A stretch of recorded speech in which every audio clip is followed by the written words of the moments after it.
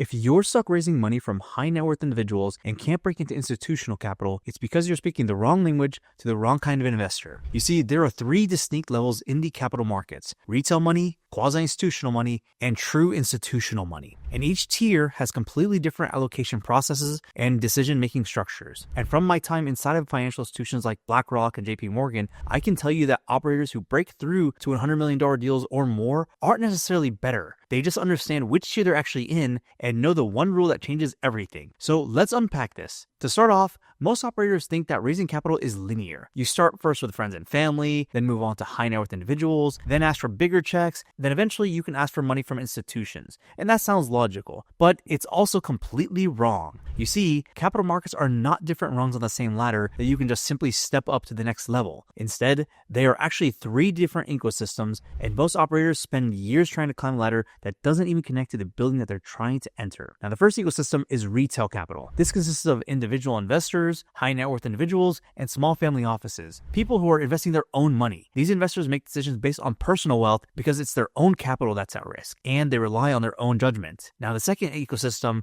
is what I like to call quasi-institutional capital. This includes wealth managers, RIAs, broker-dealers, advisors, really just intermediaries who allocate capital on behalf of others. They're sort of a hybrid bridge. They're not pure retail, but they're also not true institution either. And then lastly, there's the third ecosystem, which is institutional capital. This includes pension funds, endowments, foundations, insurance companies, sovereign wealth funds, large family offices with formal governance. And these are all just organizations that don't invest in deals, but rather they deploy capital according to mandates, allocation models, and committee-driven processes. 3 different worlds with 3 different rule books and 3 entirely different ways that decisions get made. Retail investors, they focus on you. Do they trust you? Do they like you? Does the deal sound attractive? And does the story make sense? It's relationship driven, it's intuitive, and it's emotional, even when they say that it's analytical. Now, institutional investors, on the other hand, they don't focus on you first. Instead, they focus on process. Now, they might ask questions like, where does this fit in our portfolio allocation? What risk bucket does this fall into? How does this correlate with our existing exposures? And what's the downside protection? Or what's the operational infrastructure that we have in our hands here? And here's where operators get stuck. They try to scale a retail strategy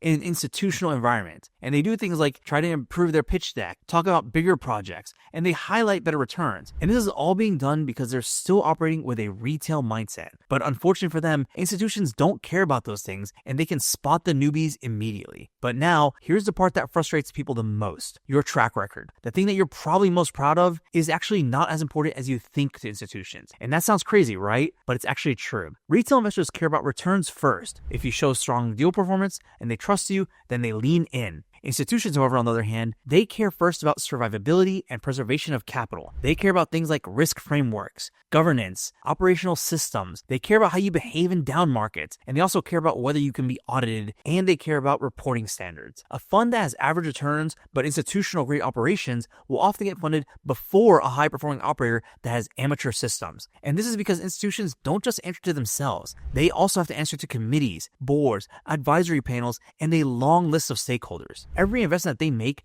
must be defensible using standardized criteria. And these investments have to survive scrutiny in a room full of people who are not emotionally tied or involved in the pitch. And here's something that even more operators don't realize, and that is that your existing investor base actually signals to institutions whether you're even ready for them. So if your cap table is dominated by retail investors and you present yourself like a retail operator, then institutions assume that you're not built for their world. And sure, that's not always fair, but it's the reality of how the signaling works. And this is why you'll see some operators with mediocre performance end up raising $100 million or more, while brilliant deal makers stay stuck trying to cobble together $5 million at a time. And it's not about intelligence, and it's not even about performance. It's about positioning. And the biggest invisible barrier is language. Retail capital and institutional capital do not speak the same language here. Retail language consists of phrases like, we've got a great deal, the cash flow is strong, the property is undervalued, or the returns are amazing. But institutional language, on the other hand, uses phrases like, we're targeting a specific allocation strategy within this asset class, or this fits within a defined risk-adjusted framework and return profile. Or you can say something like, here's how this complements portfolio construction. Here's how the volatility profile looks like. And ultimately, Do you notice the difference between these two categories of phrases? Retail communication is deal-centric, while institutional communication is system-centric. So if you walk into an institutional meeting and start talking about how exciting a property is, then you may not realize it, but you've already disqualified yourself. Not because the deal is bad, but rather because you're framing and giving signals that you don't understand their world. And institutional investors can identify outsiders in minutes, sometimes even seconds. It shows up in your terminology, in your executive summary, in how you answer risk questions, and even in how you describe your team. This is why some operators with average deals can manage to get institutional funding, because they actually speak the language fluently. But now, moving beyond language, there's also a deeper issue that needs to change, and that is operations. You see, moving from retail to institutional capital is not just a marketing upgrade, it's actually an operational rebuild. Retail investors tolerate informal reporting, things like quarterly email updates, phone calls, and personal check-ins. But institutions require formal reporting and financial systems, things like standardized quarterly reports, auditable financials, compliance frameworks,